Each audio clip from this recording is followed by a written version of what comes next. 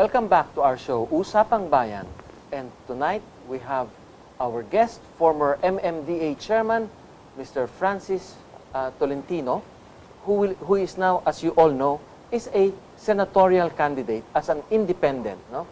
And with that, Mr. Chairman, can you tell us more or less what your platforms will be as a senator? What kind of laws will you enact? Ano ho ba ang mga susuportahan ninyong mga batas para makabuti sa ating mga kababayan?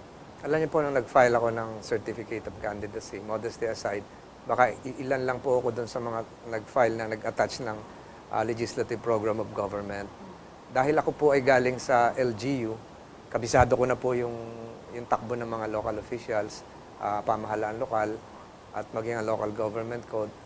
Kinukonsider ko po ang sarili ko na bahagi ng LGU. So I will champion LGU concerns and advocacies. Unang-una po, paano mapapalakas pa yung LGUs. For instance, ngayong last quarter na ngayon tayo ng taon, ito na po yung start ng ASEAN Economic Integration. So ano yung role ng LGUs dito? Hindi po pinag-uusapan yan. Pinag-usapan lang yan sa treaty level, mga states. Pero sa baba, hindi po pinag-usapan yan. Anong magiging epekto ng pagpasok ng Kuala Lumpur, pagpasok ng Jakarta, dito sa Metro Manila? Hindi po pinag-uusapan yan. So siguro po isa po yan sa mga bibigyan natin ng details. Pangalawa po, yung internal revenue allotment. Marami pong mga LGUs tayo, hanggang ngayon nagreklamo pa rin na hindi automatic yung release sa kanila. Ang sinusulong ko po dyan, automatic release plus performance-based IRA. Yung LGU na talagang nagpe-perform, mataas ang literacy rate, mataas ang healthcare, mataas ang quality of life, dapat mas mataas yung IRA nila. Pangatlo po siguro, dahil nasabak tayo sa disaster kahit saan, siguro nakakita na ho ako ng hindi lang evacuees, nakakita na rin ho ako ng mga bangkay, nakabuhat na rin tayo ng bangkay sa mga areas na nasa lanta. Hindi ko po makakalimutan yon. Pero ang gusto ko pong isulong beyond disaster risk reduction ay reconstruction and recovery.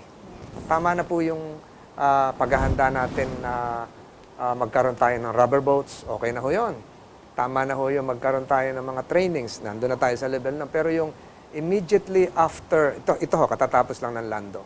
Immediately after Lando, dapat po bukas na po yung window ng GSIS para doon sa mga tatanggap ng loans ng mga government employees, mga teachers natin sa Isabela, sa Pampanga, sa La Union, sa Cagayan, sa Aurora, at maging sa Ilocos regions. So, ganun din sa SSS. At siguro po yung mga negosyante natin, kahapon may kausap po ako, 100, yung initial estimate, Nueva Ecija and Isabela, 100,000 hectares kagad ang sira. Eh dapat po siguro yung farmers natin merong immediate loan window coming from insurance crop credit corporation or from any bank that would allow them to purchase seedlings and recover initially, instantly, na hindi mataas ang interest. At siguro po yung mga negosyante, lalong-lalo na po yung may tindahan ng hardware, nabibilhan ng mga yero, pako, simento, ay dapat po, for 1 year, wala mo ng buwis yun. Wala mo ng buwis yun. Yung mga panaderya, wala mo ng buwis yun. Yung mga dealer po ng bigas, tataas po ang presyo ng bigas sa Lando-stricken areas, dapat po, wala rin buwis yun.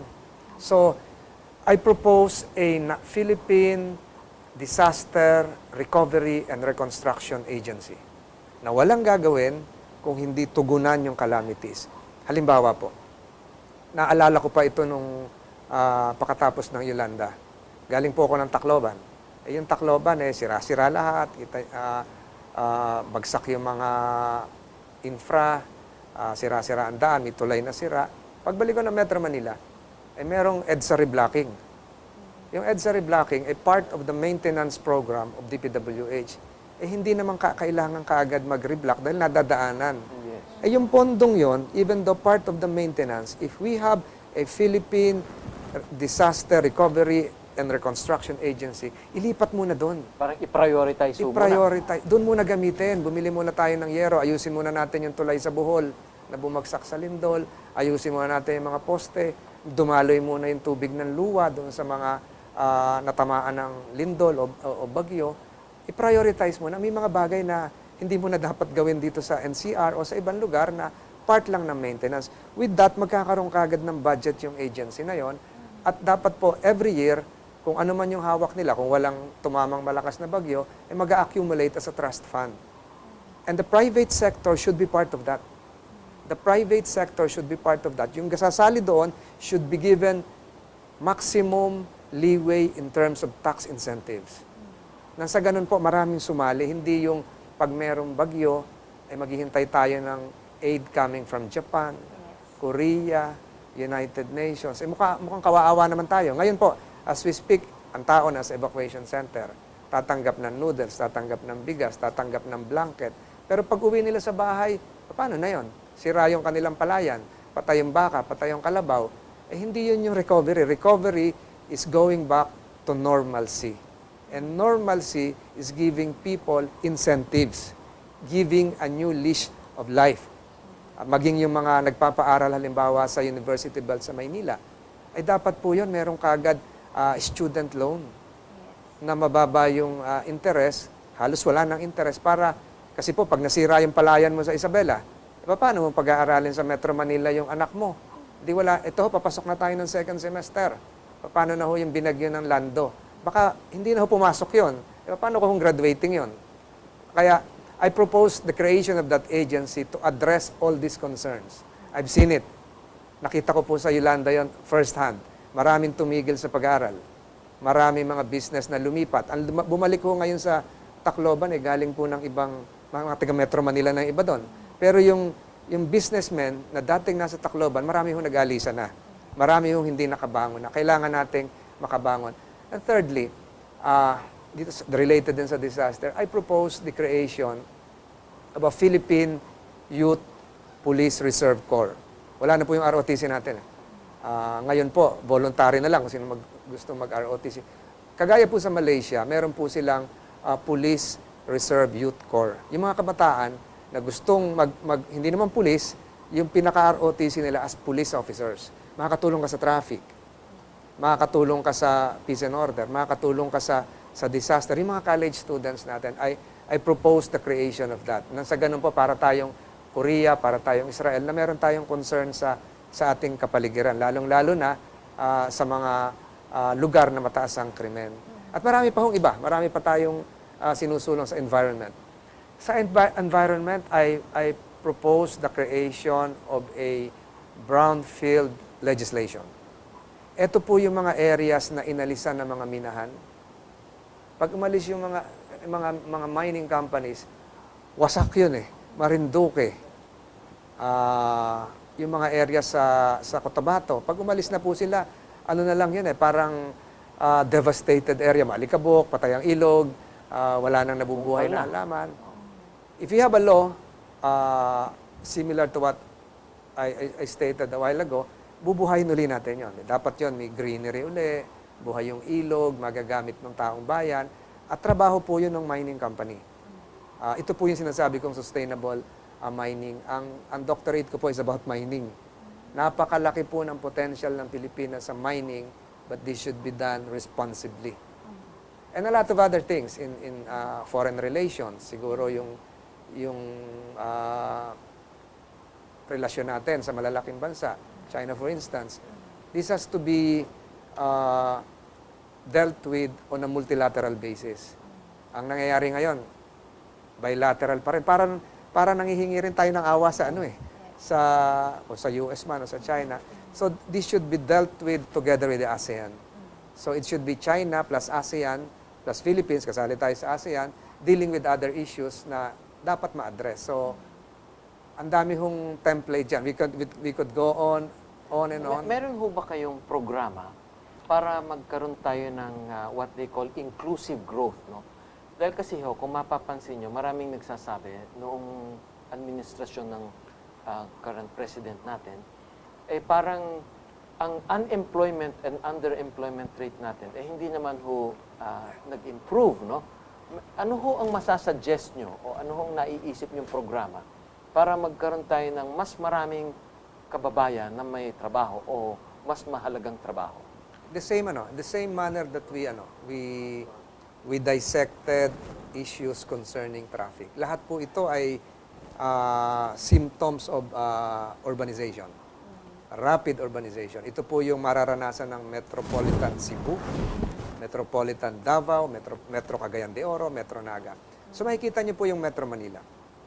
Nung kami po ay unang umupo, ang ating populasyon ay sa gabi 14 million, sa araw 14 million, sa gabi 12 million. Ngayon po 16.5 na tayo. Lahat po tayo ay papunta ng Metro Manila. Ito po yung magnet of economic growth, social opportunities, health opportunities, educational opportunities. So lahat, ganun din po ang mangyayari siguro later on sa Metro Cebu, Metro Davao. Subalit yung sinasabi nyo, ang nakakaangat lang ay yun nasa taas talaga. Hindi po bumababa sa marginalized. So the best way to address this is to really disperse, decongest, nang hindi na sila kaagad dito pupunta sa Metro Manila at doon na sa mga lalawigan. Dapat po siguro i-revive natin yung PESA model na ano ba talaga ang core competency nitong region na ito. Bakit hindi natin i-relocate yung industry na yun doon? Ang ibig ko pong sabihin, hindi lahat dapat dito sa Metro Manila. And you can only do that through appropriate tax incentives. If we can provide a big bottling company, for instance, the ability to relocate somewhere else outside Metro Manila where the raw materials would be easier to secure, to source. Palagay ko ho, magta-thrive siya doon. But we have to train our people. We have to provide them the appropriate skills. So, merong dapat na appropriate tax measures that would serve as incentives for big industries to go out, relocate outside of Metro Manila, that would create growth centers outside Metro Manila and give people residing outside Metro Manila the chance to be part of the growth. Hindi po dapat maiwan yung mga informal settlers natin. Ililipat natin sa isang lugar na wala namang mapapagkitaan, walang schools, walang basic necessities. Hindi ko na po babanggitin yung detalyeng yan. Montalban, for instance, 26,000 families ang nirelocate doon.